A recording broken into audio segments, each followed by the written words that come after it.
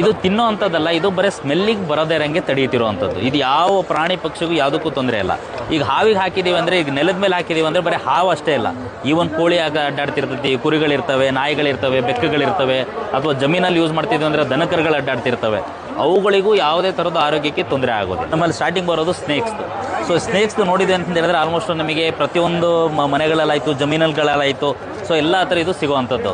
So ಇದು ಒಮ್ಮೆ ನೀವು ಯೂಸ್ ಮಾಡಿದ್ರಿ ಅಂತಂದರೆ ಅಂದರೆ ಆಲ್ಮೋಸ್ಟ್ ನಮಗೆ ಎಲ್ಲೆಲ್ಲಿ ಏರಿಯಾಸ್, ಎಲ್ಲೆಲ್ಲಿ ಲೊಕ್ಯಾಲಿಟಿ ಎಲ್ಲೆಲ್ಲಿ ಇರ್ತೈತಿ, ಸ್ಪೆಷಲಿ ಎಲ್ಲಿ ಅಂದರೆ ಈಗ ಜಮೀನುಗಳ ಅಕ್ಕಪಕ್ಕ ಎಲ್ಲೋ ನಾವು ತಿಪ್ಪೆಗುಂಡಿ ಹತ್ರ ಎಲ್ಲ ಹಾಕಿರ್ತೀವಿ, ಏನೋ ಕಡ್ಡಿಗೆಲ್ಲ ಹಾಕಿರ್ತೀವಿ, ಕಲ್ಲುಗಳ ಸಂದಿಯಲ್ಲಿ, ಅಥವಾ ಮನೆಗಳ ಸುತ್ತಮುತ್ತ, ಕಾಂಪೌಂಡ್ ಸುತ್ತಮುತ್ತ, ಸೊ ಅಂಥ ಪಾಟ್ಸ್ ಹತ್ರ ಅಲ್ಲೆಲ್ಲಿ ಒಂದೆರಡು ಸತಿ ಹಾಕ್ಕೊತ ಬಂದ್ಬಿಟ್ಟಿವೆ ಅಂತ ಹೇಳಿದ್ರೆ ಸಾಕು.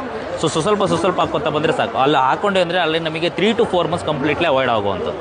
ಇನ್ ಕೇಸ್ ರೇನಿ ಸೀಸನ್ಸ್ ಅಂತ ಬಂತು ಅಂದರೆ ನಮಗೆ ಮಳೆಯಲ್ಲೇ ಇದು ಏನೋ ಮಣ್ಣಲ್ಲೆಲ್ಲ ಕರಿಗೆಲ್ಲ ಏನಾಗುತ್ತೆ, ಆಲ್ಮೋಸ್ಟ್ ಎಲ್ಲ ಕಂಪ್ಲೀಟ್ಲಿ ಆ ಮಣ್ಣಲ್ಲೆಲ್ಲ ಮಿಕ್ಸ್ ಆಗಿಬಿಟ್ಟು ಆ ಸ್ಮೆಲ್ಲಿಂದ ನಮಗೆ ಹತ್ರ ಬರುತ್ತೆ.